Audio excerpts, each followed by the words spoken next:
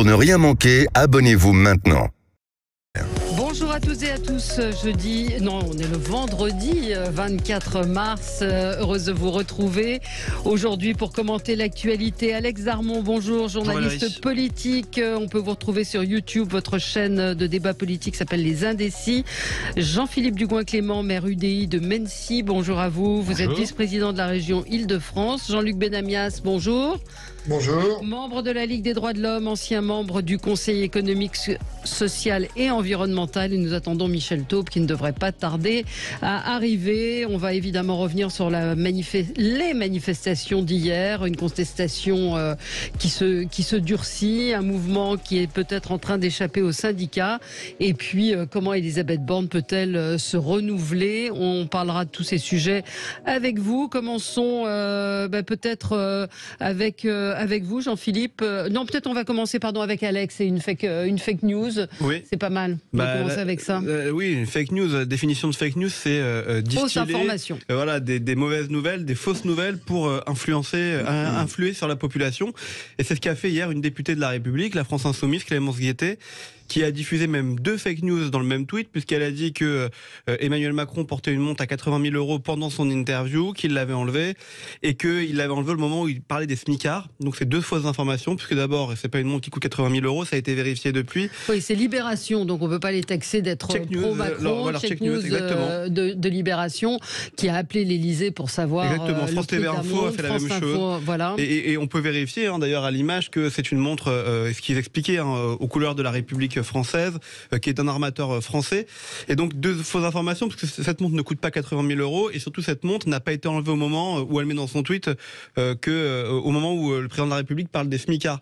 Donc franchement, il y avait tellement de choses à dire sur cette interview, sur peut-être la déconnexion du président de la République, le fait qu'il soit hors sol, sur le fait qu'il ne regrette quasiment rien, sur le fond, en fait, il y avait tellement de choses à dire que s'attaquer sur la forme et mobiliser autant de monde autour de cette fake news, je trouve ça mais vraiment scandaleux. Ouais. D'autant plus qu'elle ne l'enlève même pas, elle le laisse sur son fil Twitter, elle ne s'excuse même pas. Bref, c'est effectivement le pouvoir aujourd'hui exécutif, législatif, n'est peut-être pas à la hauteur, mais franchement, quand Emmanuel Macron dit qu'il n'est pas aidé par les oppositions, force est de constater que c'est vrai, en fait. Ouais. Donc voilà, c'est dangereux parce que c'est une fake news qui opère sur Internet, et c'est vraiment, je vais vous dire, c'est à la même manière que ce que faisait Donald Trump sur Twitter. C'est exactement pareil. Si demain Twitter s'emparait de ce tweet de cette députée, encore une fois de la France Insoumise de la République, et qu'il contrôlait, il pourrait lui bloquer son compte.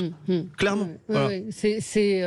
Alors, ils ont expliqué aussi pourquoi il avait retiré sa montre. Non pas pour la cacher, mais parce qu'il a tapé un coup assez fort sur la table et que ça faisait du bruit. Et ça s'est entendu même en direct. Quand on fait de la télévision ou de la radio, on a souvent des invités qui ont des bracelets ou qui font du bruit, et donc il s'en est rendu compte et il l'a retiré.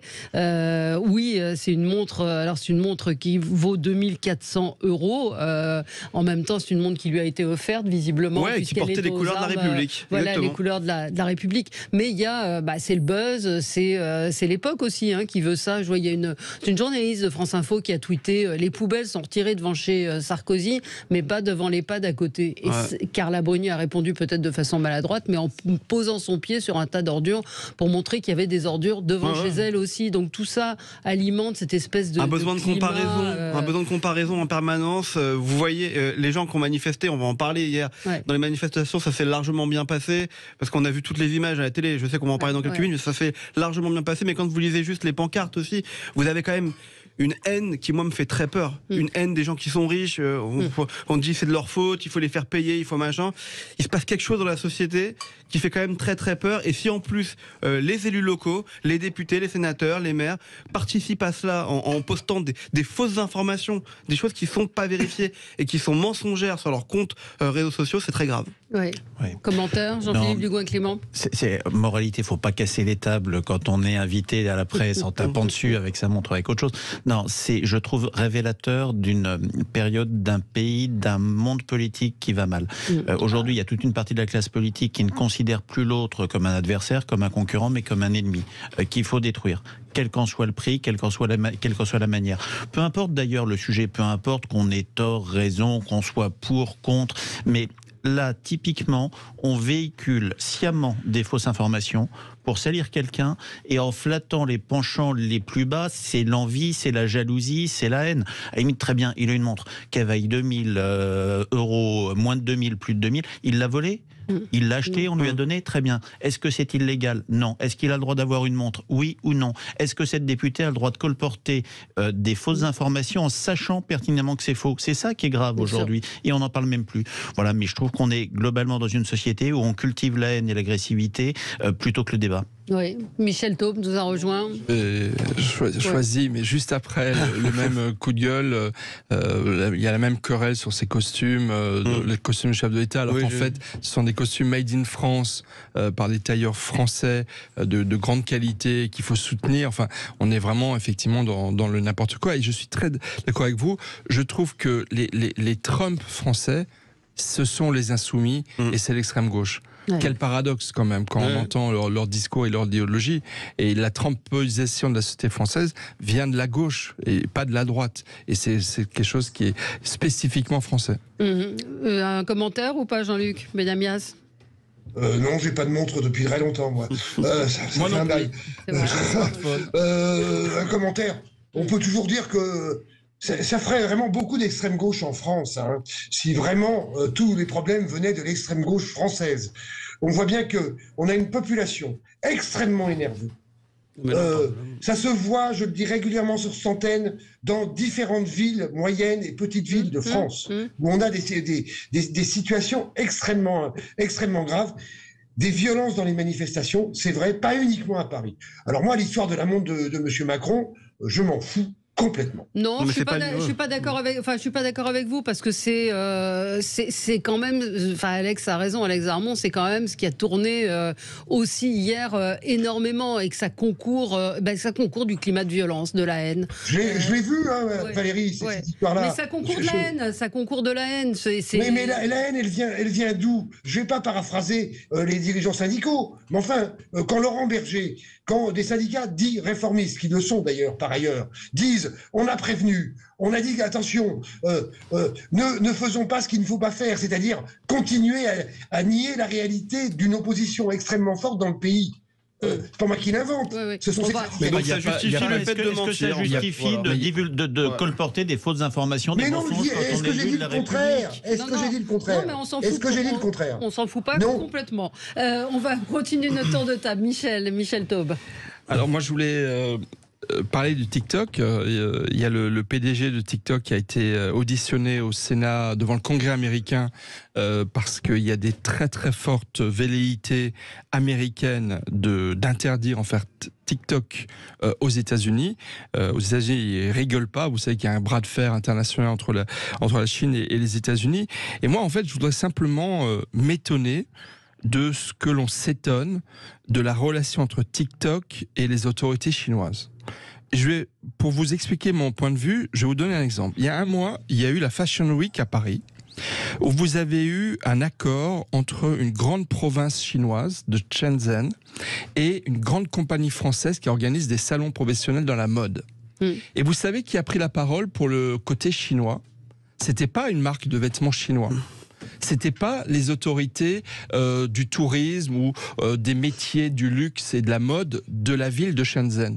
C'était le premier secrétaire du Parti communiste chinois de la région de Shenzhen qui a pris la parole à Paris pour expliquer le partenariat entre la Chine et la France. Pourquoi je dis ça? Je dis ça parce que TikTok, comme toute entreprise chinoise, est la propriété de l'État chinois.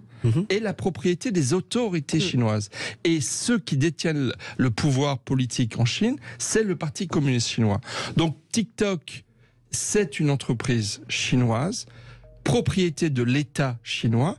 Et le problème de TikTok, c'est que de nos jours, les données personnelles, celles de nos enfants, que nos enfants mettent sur les réseaux sociaux, c'est devenu des données stratégiques.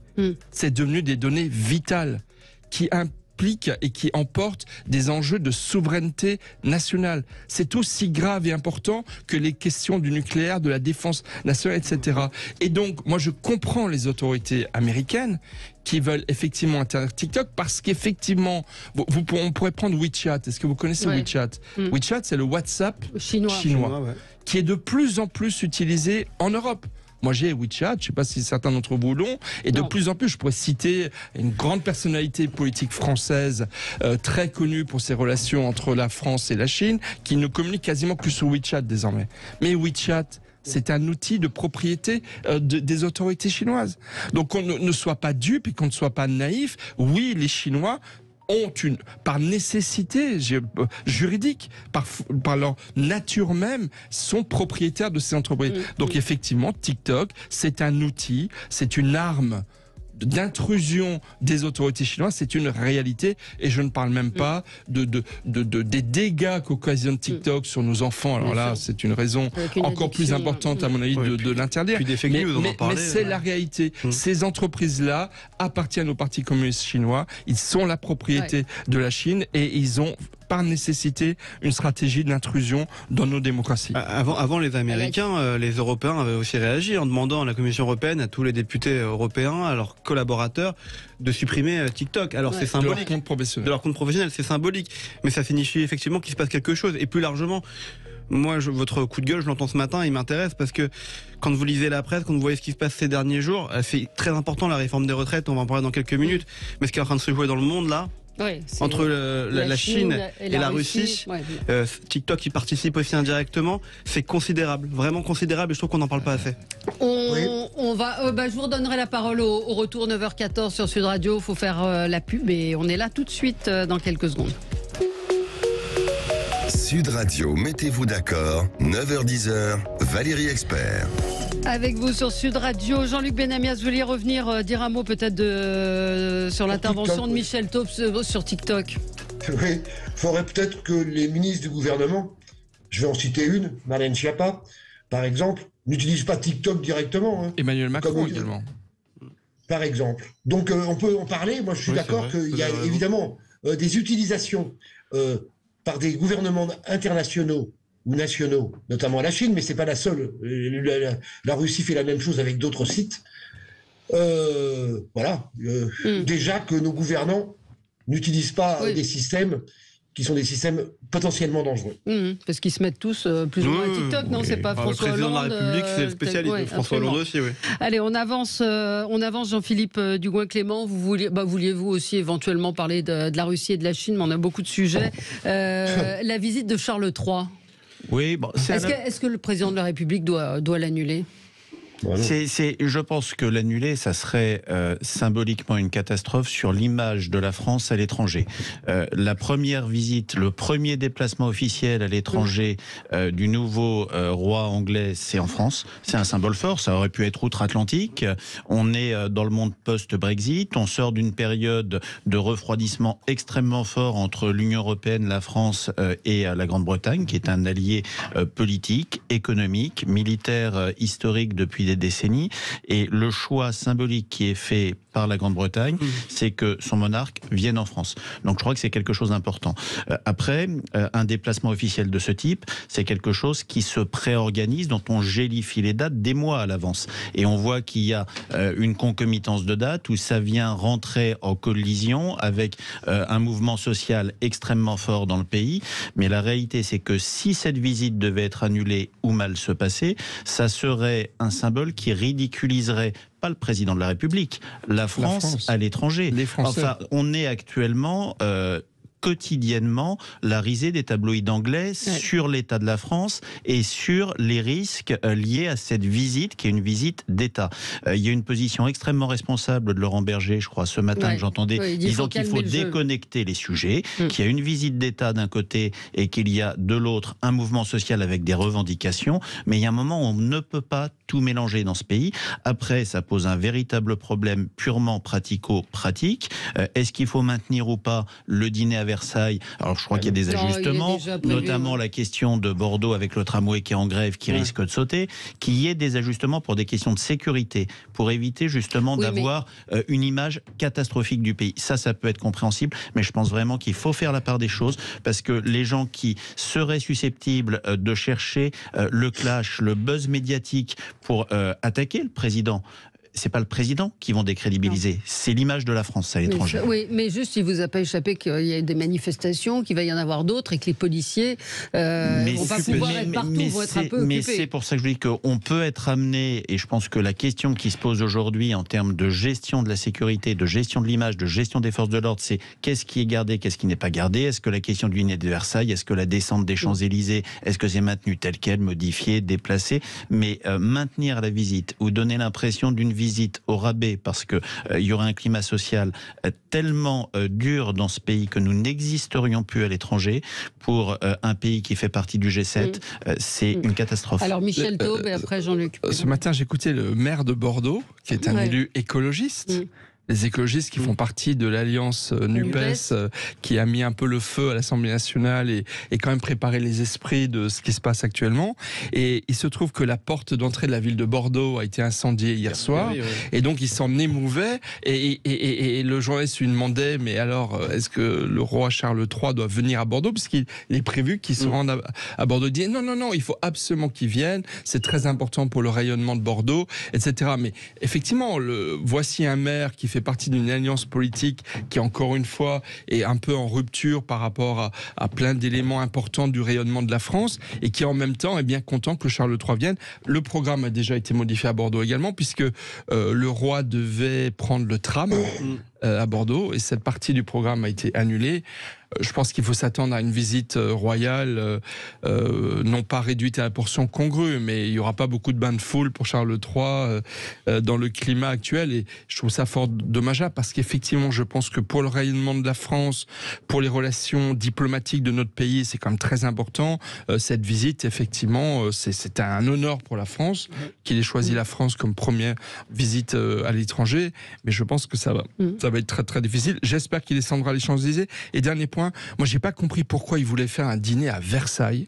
Alors, évidemment, le château de Versailles, c'est un symbole de la République. Enfin, Versailles, c'est aussi le symbole, ça a été le symbole de la monarchie. On est dans une république.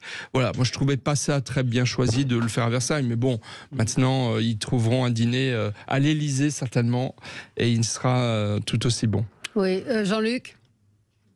Déjà, d'autres chefs d'État ont été reçus à Versailles. Bon, mais là, ça tombe effectivement extrêmement mal. Donc, je crois que le gouvernement et la présidence ont réfléchi. Ça va se passer ailleurs. Maintenant, je le répète souvent, les Anglais sont nos amis. Ils ont le régime qu'ils ont décidé d'avoir. Donc, c'est pas à la France de choisir le régime à la place des Anglais. Donc, voilà. Après, je vous rappelle juste... je suis pas le plus grand supporter de Jean-Luc Mélenchon, mais si vous avez écouté Jean-Luc Mélenchon hier sur TF1, au journal de TF1, il a dit exactement la même chose que ce que vous venez de dire. C'est-à-dire que cette invitation... Ah si, il était très calme hier en plus. Pas toujours le cas. Comme sur Poutine. Non mais vous n'avez pas vu la fin, mais allez-y, termine. J'ai pas vu quoi? Allez-y, Jean-Luc. Je dis simplement que, clairement, voilà, il y a une invitation qui a été faite il y a longtemps, on peut pas la refuser, bien évidemment, elle doit être préparée. Bon, et si on évite Versailles, évidemment, c'est pas plus mal, parce qu'évidemment, le marqueur serait un peu fort. Mais je pense qu'ils y ont réfléchi, d'ailleurs, voilà. Donc, espérons que cette visite se passe honorablement. Je pense que. Mais est-ce qu'on a les moyens aujourd'hui de le recevoir en termes de sécurité? Sur les policiers, vous avez vu, sont mobilisés partout. Non, mais je suis pas sûr qu'on ait les moyens. Moi, franchement, je vais vous répondre, je sais absolument pas. J'en sais rien du tout. Tout le monde dit que c'est journée de grève de nouveau. En plus. Et il sera toujours là, le roi. Oui, ça va être très très chaud. Mais moi, je sais vraiment pas si on peut le recevoir dans des conditions de sécurité. On peut pas annuler. Mais attendez, en fait, il y a des questions de sécurité qui sont quand même prédominantes dans cette question. On reçoit le roi d'Angleterre. Il faut pouvoir l'accueillir, il faut pouvoir faire en sorte que ça se passe bien en termes de sécurité, en termes de rayonnement. Moi, je suis incapable de vous dire si on peut le faire aujourd'hui quand je vois les images dans les rues de Paris hier, même si c'était 1000 casseurs par rapport à 1 million de personnes à Paris qui ont manifesté. Il faut le rappeler aussi, il faut donner les vrais chiffres. Mais c'est quand même 1000 casseurs. Donc, moi, je suis incapable de vous dire ça. Et par rapport à Jean-Luc Mélenchon, franchement, qui hier était calme sur TF1, vous avez raison. Lui, il dit bien sûr qu'il faut l'accueillir. mais il dit quand même à la fin avec le sourire. Après, il faudra que nos amis anglais comprennent que la monarchie c'est terminé et qu'il faut pas faire autre chose. C'était un mot. C'était plutôt amusant. Bah ouais, c'est super amusant. Franchement, c'est super amusant de dire ça dans le contexte qui est actuel, avec le sourire en plus. Je trouve pas ça très amusant. Moi, pour ma part, les Anglais, comme vous l'avez dit, sont nos amis. Ils font ce qu'ils veulent. S'ils veulent avoir un roi, ils ont un roi. S'ils veulent avoir une reine, ils ont une reine. S'ils veulent avoir même un prince, ils peuvent avoir un prince. Ça m'est égal. Mais à partir de là, franchement, au lieu de dire oui, comme l'a dit Laurent Berger ce matin, il faut décorer les deux sujets. Il faut qu'ils viennent et on passe à autre chose. Je suis d'accord avec Laurent Berger. Voilà. Ouais, bon. Allez, 9h25, on se retrouve dans un instant. On va revenir sur les manifestations hier. À tout de suite. Sud Radio, mettez-vous d'accord, 9h-10h, Valérie Expert. Alors, on est ensemble avec Michel Taube, Jean-Philippe Dugoin-Clément, Alex Darmon et Jean-Luc Benamias. Des manifestations un petit peu partout en France qui se sont globalement bien passées. Il y a eu des casseurs, il y a eu des images assez terribles. On a évoqué Bordeaux, à Paris aussi, la fin de manifestation. Vous vouliez réagir peut-être, Alex Darmon, sur ces manifestations hier qui ont été très importantes. Hein. Alors évidemment, entre les chiffres de la police et... Oui, mais même ça reste entre 1,5 million et 3,5 millions. C'est une réussite. C'est une réussite. C'est une réussite pour les syndicats d'abord et pour les Français qui voulaient se faire entendre et dire qu'ils n'étaient pas d'accord avec la réforme des retraites. Et ça dit quand même beaucoup de choses sur notre société aussi. Et bien évidemment, et on va en parler des violences policières. Il y a plein de choses à dire. Pas des violences policières, pardon, des violences des manifestants, parce que violences policières, j'aime pas ce mot justement. Des violences des manifestants. On va en parler dans quelques minutes, mais après c'est 1000 personnes à Paris, je prends 1000 personnes, 1000 casseurs sur 800 000 manifestants, et honnêtement, on a l'impression qu'il s'est passé que ça dans les rues de Paris, alors que vous avez 800 000 personnes qui ont manifesté pour dire qu'elles n'étaient pas d'accord avec le projet de loi de réforme des retraites. Elles ont le droit, c'est ça la France, c'est le fait de dire qu'on n'est pas d'accord, ça peut faire changer un gouvernement, en tout cas c'est ce qu'elles espèrent, et c'est ça qu'on aurait voulu entendre hier quand on regardait les infos, ou qu'on écoutait les infos, mais on voyait que des batailles entre policiers et casseurs, pas manifesteurs, entre policiers et casseurs, et les policiers, honnêtement, on va en parler dans quelques minutes, je pense, mais c'est aujourd'hui le métier peut-être le plus difficile de notre pays. Jean-Luc, vous vouliez revenir, vous, sur ces... C'était un coup de gueule, c'est mon coup de gueule. Quand on tient aux organisations syndicales dans le pays, au corps intermédiaire, il aurait fallu éviter, hier, avant d'arriver à Péra, de gazer la tête de cortège des syndicalistes. J'ai devant moi, là, la déclaration d'une secrétaire nationale de l'UNSA, autre syndicat dit réformiste dans le pays, et qui l'est. Atterré, la tête de cortège syndical a pu avancer en plein gazage dans tous les sens, j'aime pas le terme gazage, en plein lacrymogène dans tous les sens. Ça n'est pas une méthode. Et c'est là où on a un problème avec une partie de la police, je ne dis pas toute la police, ni toute la gendarmerie, encore moins. On a un problème, c'est qu'à un moment donné, dans la gestion même de ces manifestations, il y a erreur sur erreur. On ne gaze pas, on ne lance pas des dizaines de grenades lacrymogènes sur la tête syndicale, la tête de cortège syndical, avec l'ensemble des formations syndicales représentatives. C'est ce qui est arrivé hier. Oui, je sais... Je pense que c'est facile toujours de commenter. Oui, après, si des black blocs se sont mêlés à la tête de... À la tête de l'Union syndicale. Mais je n'y étais pas. J'essaie de comprendre pourquoi il y a eu une intervention policière. On revient toujours aux images. J'entendais Laurent Nunez qui décryptait cette image qui a circulé partout au sud d'un policier qui reçoit un pavé. Non, pas qui reçoit un pavé, où on voit un jeune homme étendu par terre. Et donc, il explique que oui, il a été immobilisé parce qu'il avait commencé à incendier un abribus, qu'il avait frappé les policiers. Donc, il faut connaître toute l'histoire aussi. On ne sait pas ce qui s'est passé avant. Il faut connaître toute l'histoire. Moi, vraiment. Jean-Philippe Dugoin-Clément. Vraiment, moi, je suis maire d'une ville marraine, d'une unité de gendarmerie mobile de Satori. Tous les jours, toutes les semaines, quotidiennement, c'est des gendarmes, c'est des policiers, c'est des forces de l'ordre qui se mettent en danger, qui sont mis en danger, qui sont insultés, qui sont agressés, qui sont blessés, pour un très grand nombre d'entre eux, pour deux choses. permettre à des manifestants de manifester en liberté, d'exercer leurs droits constitutionnels politiques dans ce pays, de pouvoir dire qu'ils sont opposés, qu'ils souhaitent un changement sur tel ou tel point, et essayer de protéger l'ordre public des commerçants, des passants, avec depuis quelques années une présence systématique de black box, d'agitateurs, de gens qui sont là pour casser, pour détruire. Alors moi je veux bien tout ce qu'on veut, qu'on me dise qu'il y a des grenades lacrymogènes qui ont été envoyées, qui n'auraient pas dû l'être. On est sur des forces de l'ordre qui sont mises sous tension, qui sont sur un niveau, qui sont sur un niveau d'épuisement colossal, qui partent le matin sans savoir s'ils pourront dormir chez eux ou s'ils vont pas passer par la case hôpital avant d'aller retrouver leurs conjoints ou leurs enfants. Et moi j'aimerais juste qu'on ait un petit peu de respect pour ces gens qui se mettent en danger, pour que les citoyens, les manifestants, les personnes qui souhaitent tout simplement pouvoir exercer leur vie ou leurs droits civiques puissent le faire en sécurité.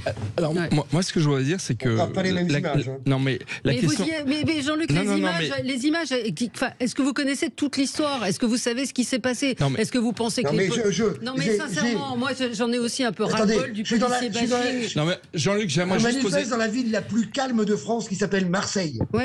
La plus calme de France. Quand je regarde les images des différentes manifestations à Lorient, à Rennes, à Nantes, à Bordeaux, je pourrais faire la liste complète. Je vois des images incroyables de violence contre la police, mais aussi de violence contre les manifestants. Il faut arrêter de penser qu'il y a des dizaines de milliers de black blocs en France. Il y a un énervement. Jean-Luc, attends, moi je ne suis pas du tout d'accord avec Jean-Luc. Je me permets de pas du tout être d'accord avec Jean-Luc. Les 500 policiers qui ont été blessés, agressés, ils n'ont pas été que par des black blocs. Ils n'ont pas été que par des black blocs. La réalité, c'est que il y a d'abord, effectivement, il faut insister sur le fait que les manifestations d'hier ont été extrêmement nombreuses. Et quel paradoxe de voir une relance de ce mouvement syndical et social au lendemain de l'adoption définitive de la loi au Parlement. Ça va être très très difficile de répondre politiquement à cette revendication sociale, puisque l'objet même de la revendication, il est acté. Il n'y a plus que le Conseil constitutionnel qui va peut-être retoquer un ou deux articles. Moi je vois mal le Conseil constitutionnel retoquer l'ensemble de la loi. Donc on est dans une impasse politique, puisqu'encore une fois, l'objet... Initiative partagée. Non mais qui va mettre des mois et des mois. Mais ça bloque la loi, ça gèle la loi. Donc ça c'est le premier point. Mais donc le premier point que je veux dire, c'est que d'abord effectivement il y a un grand succès à ces manifestations, et notamment je sais que Jean-Luc Benamias y est tout aussi attaché que moi. J'ai beaucoup écrit dessus. Il y a une réalité de la France profonde. Les villes de taille moyenne, notamment, qui manifestent en masse. On n'a jamais vu autant de manifestants depuis des décennies dans de très nombreuses villes de taille moyenne. Donc là, il y a une réalité d'une France profonde, dite, le mot est très très mal choisi, périphérique, qui souffre et qui s'exprime aujourd'hui. Mais ceci étant dit, je pense que dans des villes comme Paris, ce ne sont pas que des black blocs qui s'en prennent à la police. Non. Ce n'est pas vrai de dire ça. Il y a une alliance objective entre des leaders, notamment de la NUPES, qui depuis des années, s'en prennent à la police, dénoncent de pseudo-violences policières, ont érigé en véritable idéologie la dénonciation de la police, qui est absolument scandaleux, et ce qu'on retrouve aujourd'hui dans les manifestations, à savoir toute une série, notamment de jeunes, de Français qui sont souvent des fonctionnaires, qui sont en fait l'électorat des insoumis, et qui ont envie d'en découdre avec la police, et qui, eux, ne sont pas des black blocs. Ce sont des Français, et ils se mettent en faute. Je suis désolé, lorsqu'ils envoient des pierres sur des policiers, ils contreviennent à la loi, ils se mettent en rupture avec la société. Et c'est inadmissible, et c'est aussi cela qu'on a vu hier, et qu'on va revoir de plus en plus dans les semaines qui viennent, et il faut le condamner. Je pense que c'est compliqué d'être manichéen, de dire ceux-là sont gentils, ceux-là sont méchants. Je pense que la situation est extrêmement complexe, et elle l'est aussi pour les policiers. Moi j'aimerais simplement qu'on revienne sur un point, et j'aimerais enfin que le pouvoir politique fasse son travail. Parce que vous avez raison, peut-être que c'est un mélange de plein d'agrégats qui fait que hier, la colère se manifeste à Paris envers les policiers, et c'est pas excusable du tout. Mais il y a quand même une majorité de black blocs qui se battent contre les policiers. Ça, c'est une réalité. C'est eux, en majorité, qui viennent fracasser, envoyer des pavés, qui viennent pour se battre. Et moi, il y a un truc qui m'échappe quand même dans ce pays, c'est qu'on n'a jamais fait de loi pour traiter cette problématique. On a essayé en 2019, d'ailleurs c'était une loi LR je crois de mémoire, hein. C'était une loi qui était provoquée et qui était amenée encore déjà à l'époque défendue par Bruno Retailleau, je crois, hein, le sénateur LR, qui avait été reprise par la majorité et qui avait été retoquée par le Conseil constitutionnel. C'est-à-dire que la loi proposait que les Black Blocs ne puissent pas venir manifester, qui viennent se déclarer au commissariat. Des interdictions de stade. De stade, exactement. Et ça avait été retoqué par le Conseil constitutionnel. Mais pourquoi en fait ? Pourquoi vous ne mettez pas ça en place ? Pourquoi vous ne faites pas en sorte qu'il y ait une loi qui encadre, qui permette aux gens qui veulent manifester pacifiquement ou pas avec l'énervement, ça ne nous regarde pas encore une fois. Pourquoi vous permettez pas à ces gens-là d'aller manifester tranquillement, et ça permettrait aussi de montrer d'autres images à la télévision. Voilà. Là-dessus, moi je vous rejoins parfaitement. C'est malheureusement quelque chose qui n'est pas passé. Nous étions un certain nombre à pouvoir soutenir, LR, UDI ou d'autres, qui même le président de la République repris par le gouvernement. Dans le contexte actuel, quand on voit le cirque de l'Assemblée nationale, l'absence de majorité, je suis malheureusement pas convaincu que sur un sujet de ce type, dans le contexte actuel, on puisse progresser au Parlement aujourd'hui. Mais ce qui donne du crédit à ce que vient de dire Michel. Mais ce qui est absolument terrible. Ça montre l'impasse politique dans laquelle nous sommes aujourd'hui. Et moi, ce qui me terrifie aujourd'hui, c'est que je ne vois pas comment on en sort. Oui, c'est ça. C'est la question. C'est la question qui suit. C'est l'issue. L'issue est très simple. Oui. Retrait de la loi, tel que le dit l'intersyndicale régulièrement. Et après, on rediscute avec les corps intermédiaires. Le patronat, les organisations syndicales, on remet sur le tapis la discussion normale, importante, sur comment nous sauvons le régime de retraite par répartition. Mais Emmanuel Macron ne va pas retirer une loi c'est quand même pas si difficile que ça. Si on a envie de pacifier le pays, si on a envie d'arrêter de voir ces images. La loi a été démocratiquement votée. Je vois mal le chef de l'État reculer. Mais c'est pas la première fois. Tu le sais aussi bien que moi. Une loi promulguée, retirer une loi promulguée. Non, d'habitude les retraits se font justement en cours de bras de fer. Non, on est dans un paradoxe qui est inédit. La loi a été votée. Et c'est au moment où la loi est votée qu'il y a un regain de contestation sociale. On est dans une impasse. Et parce que je ne vois pas Macron reculer alors même qu'il a été au bout du process. Est-ce qu'on est capable d'écouter l'intersyndicale, des gens responsables? Vous parlez de Laurent Berger, à juste titre, c'est pas le seul. Des gens responsables, qui n'arrêtent pas de prévenir, qui n'arrêtent pas de dire on essaye de maîtriser la situation. Dans ces cas-là, on arrête de faire des lois, on arrête de faire des propositions. Il y a un moment donné, il n'y a pas de majorité à l'Assemblée nationale. Attendez, 2 secondes. Il n'y a pas de majorité à l'Assemblée nationale, peut-être, mais il y a quand même un mec qui s'est fait, un homme, pardon, c'est moi qui s'est fait élire il y a 1 an président de la République et qui s'est fait élire principalement dans son plan de programme sur la réforme des retraites. Tout le monde est. Attendez, tout le monde. Juste laissez-moi finir. Tout le monde n'était pas d'accord, mais dans ces cas-là, on passe à la 6ème République. Et on dit que ce système ne marche plus et ne fonctionne plus. On va y arriver. Donc dans ces cas-là, on est dans un moment d'opportunité politique aujourd'hui. Il y en a qui veulent passer à la 6ème République. Moi, je ne crois pas à la 6ème République. Il y en a qui veulent passer à la 6ème République. Il faudra peut-être y réfléchir à un moment donné. Mais aujourd'hui, dire il faut revenir sur la loi, pour moi, le coup le plus radical, c'est de dire on arrête ce système des retraites dans ces cas-là. Si ça ne plaît pas à tout le monde, vous savez très bien que le système par répartition, il est déjà quasiment mort. On essaie de sauver des bribes d'un système de répartition. Ma conviction, c'est qu'Emmanuel Macron a commencé 4 années de vacances présidentielles, qu'effectivement, il n'a plus les moyens de faire passer des lois importantes. Le retrait du projet de loi sur l'immigration. Dans son intervention à la télévision, il a dit on n'a pas besoin de loi pour faire passer des réformes. Je vais demander à ce qu'on fasse des projets de loi plus simples. Honnêtement, j'avais l'impression d'entendre quelqu'un qui est sur le point de renoncer. Alors, il va rester au pouvoir le temps qu'il faut, et je pense qu'effectivement, il est démonétisé politiquement, et les prochaines années vont être des années perdues pour la France.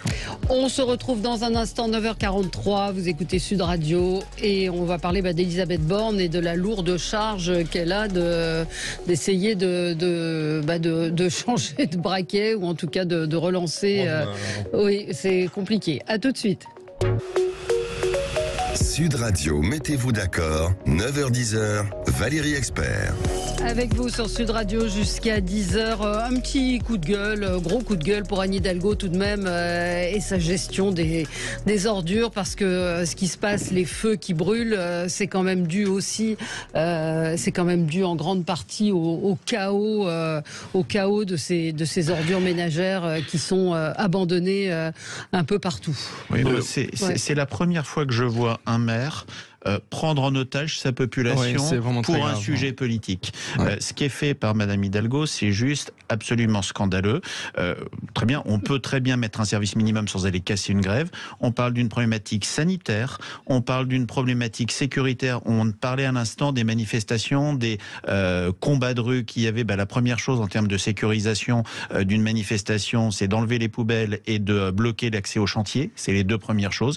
Et je crois que ce qui est absolument dingue, c'est qu'il y a eu un parti pris de Madame Hidalgo pour une raison d'affichage politique, de dire j'accepte que mes habitants, les habitants de ma commune, les personnes qui m'ont donné mandat, les 2 millions de personnes dont je suis responsable, dont je suis le garant de la qualité de vie, eh bien soient mis en état de souffrance pour faire plaisir à une ambition politique, à une revendication politique qui les concerne pas. C'est scandaleux. Oui, mais parce que elle fait partie elle est à la tête d'une majorité municipale qui est encore une fois le reflet, c'est une sorte de NUPES parisienne. Hein. C'est ça la réalité. Elle est otage d'une et elle participe. Elle n'est pas otage, hein, elle est otage volontaire effectivement d'une majorité municipale qui effectivement privilégie son idéologie sur l'intérêt des Parisiens. Et j'ajoute, moi je vis dans le seul arrondissement de Paris où il n'y a pas de problème de poubelle. Bon, c'est pas le seul, il y en a plusieurs. Hein. Oui, alors il y en a un qui est quand même. Le 7e, le 19e. Oui, mais 20e. Pourquoi ? Parce que ils ont été privatisés et qu'ils sont gérés par les sociétés privées. Donc c'est aussi un très mauvais exemple donné à ceux qui pensent qu'il faut effectivement privatiser certains services. Jean-Luc. Vous pensez vraiment que les problèmes de poubelles ne sont que sur Paris intramuros, mais circulés dans la France entière? Vous pensez vraiment que c'est le seul lieu, Paris, où les poubelles brûlent? C'est surtout à Paris.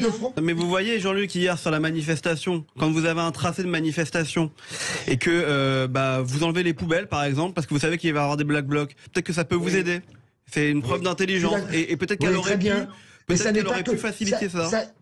Oui, très bien, ça n'est pas que sur Paris. Non, très bien, mais moi j'ai pas dit le contraire. Mais c'est vrai qu'on c'est quand même particulièrement apocalyptique sur Paris, avec un traitement totalement différencié des arrondissements. En gros, il y a une petite moitié qui sont sur des entreprises privées qui ne font pas grève, qui sont collectées, d'autres où c'est absolument apocalyptique. Vous avez des rues, le côté père est fait, le côté impair n'est pas fait. On a un autre sujet qui, d'un point de vue environnemental, devrait quand même parler à tout le monde. Aujourd'hui, en plus des collectes, on a les 3 incinérateurs du SICTUM, c'est-à-dire le syndicat qui gère le traitement des ordures ménagères pour toute la zone dense de Paris, 6 millions d'habitants. C'est la plus grosse dense, qui sont aujourd'hui à l'arrêt, avec des renvois de flux massifs sur de l'enfouissement. C'est-à-dire que ce qu'on fait aujourd'hui, ce que Madame Hidalgo et sa majorité composite portent à Paris, c'est aussi quelque chose qui va sur la pire solution possible d'un point de vue environnemental. On massifie de l'enfouissement depuis 15 jours. Surtout, elle assume totalement ce choix, ce qui n'est peut-être pas le cas dans d'autres villes, Jean-Luc. Je crois que oui. Moi, je pense que quand il y a des grèves de blocage, et c'est valable pour l'incinérateur de Marseille, 600 000 tonnes. Alors, Marseille et les poubelles, tout le monde le sait, c'est vraiment un phénomène assez récurrent. Jusqu'à maintenant, la grève n'était pas là. Elle est là. Et c'est valable pour l'ensemble des villes de France. Il y a une situation dans laquelle Madame Hidalgo, vous le dites, peut-être ne répond pas de la façon dont elle devrait répondre, mais c'est valable partout en France. Oui, non, mais il y a des poubelles partout. Parlons sans transition, comme on dit, d'Elisabeth Borne, cette petite phrase qu'elle aurait prononcée en off, qu'elle aurait dit « j'ai un gouvernement composé à moitié de débiles ». Alors après, ça a été démenti, mais c'est possible que... C'était une vieille phrase, je crois. Ouais. Je crois que c'était une vieille phrase, mais elle fait partie de quelle moitié? Mais là, aujourd'hui, elle est toujours en place. Le président de la République l'a conforté dans son poste avec quoi comme solution? L'idée de faire un gouvernement, de changer de gouvernement? Mais on ira vers un changement de gouvernement par obligation. Elle n'a pas réussi. Elle n'est pas totalement responsable de sa non-réussite. Le président de la République l'est nettement plus, mais elle n'a pas réussi. Bien évidemment qu'on ira vers un changement de gouvernement dans les semaines qui viennent. Il y aura d'autres choses d'ailleurs, mais évidemment qu'on ira vers ça. Alex Darmon. Elle n'est pas responsable, elle est quand même beaucoup responsable. Elle a quand même été engagée pour ça. C'était sa feuille de route. C'était aussi, on vantait ses mérites de négociatrice, d'entente avec les syndicats. Donc, elle a quand même échoué. Elle a quand même échoué beaucoup tout seul. Après, le président de la République, bien évidemment, ça c'est clair, sûr et certain, il ne l'a pas aidé. Est-ce qu'on ira vers un remaniement? Ça paraît clair que oui. Je sais pas quand, avant l'été sans doute. Il y aura un remaniement, mais pour elle. C'est-à-dire quand elle en tant que première ministre, mais tous les ministres qui l'entourent autour d'elle. Je pense que il y a une lassitude, ils sont fatigués. Quand vous parlez avec eux, ils en peuvent plus. Et il y en a beaucoup qui sont là depuis longtemps aussi. Donc il faut remanier. C'est pas être le seul rebond qu'Emmanuel Macron peut proposer dans l'immédiat aux Français. Est-ce que ça suffit pour calmer mais rien ne suffira pour calmer les Français, je pense.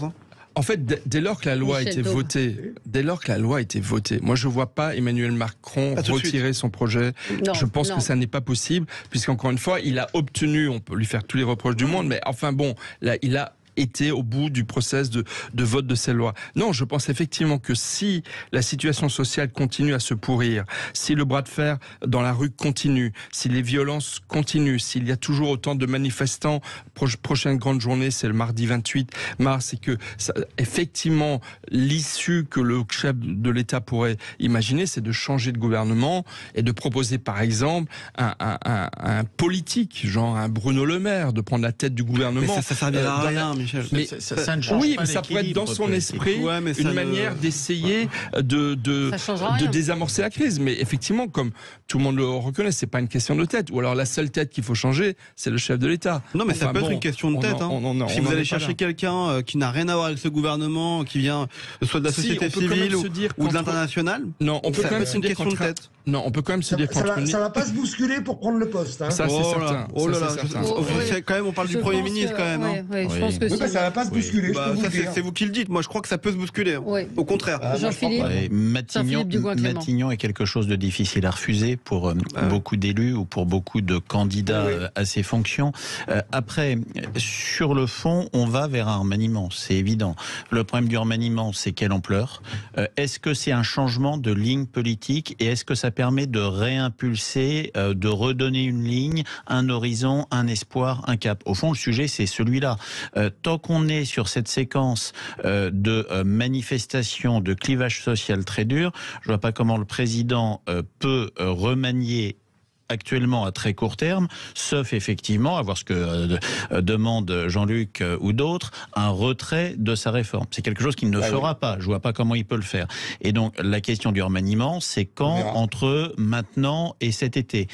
Après le remaniement, si c'est pour remanier en prenant quelqu'un qui est déjà au sein du gouvernement, c'est un changement d'équilibrage interne. Il n'y a pas de cap. Si c'est pour aller prendre du débauchage individualisé, un ancien PS, un ancien LR, un ancien centriste, c'est quelque chose qui ne pèse pas. Au fond, un remaniement, pour moi, n'a de sens que s'il correspond à une discussion politique ouverte avec d'autres partenaires dans une logique d'échange, de respect et de projet.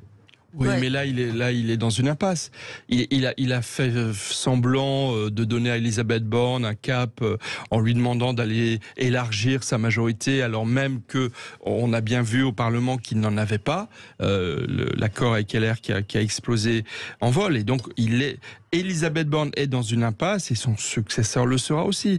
Parce que personne ne voudra s'entendre avec Emmanuel Macron qui incarne l'impossibilité de réformer et de concrétiser de grandes réformes. Parce qu'en plus, quand même, une chose que moi je voulais souligner, cette réforme-là, c'est une réformette.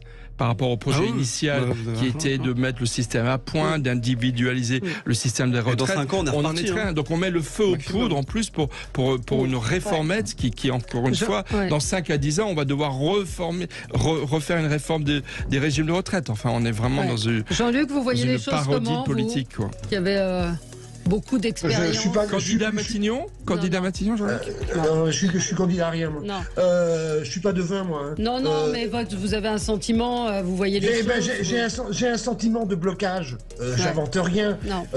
Sérieusement, reprendre contact réel avec les corps intermédiaires qui sont le centre de ce pays au niveau structuration. Reprendre contact, remettre le patronat en discussion et remettre le patronat en discussion avec l'intersyndical, l'ensemble des syndicats. On a des gens dans tout cela qui sont des gens responsables. Mais enfin, Qui voient bien que la situation ne peut pas ça a durer. été fait. On peut pas vivre. Oui, bien sûr. Mais On ne peut pas vivre jour après jour, mardi prochain, avec des violences dans tous les sens. C'est impossible. C'est invivable. C'est sûr. On va évidemment reparler. Merci à tous les quatre. Dans un instant, on va parler du SIDAction, on va parler de la recherche avec le professeur Willy Rosenbaum. On est très heureux de le recevoir. Il a été l'un des pionniers de la recherche sur le sida et on en parle avec lui dans un instant.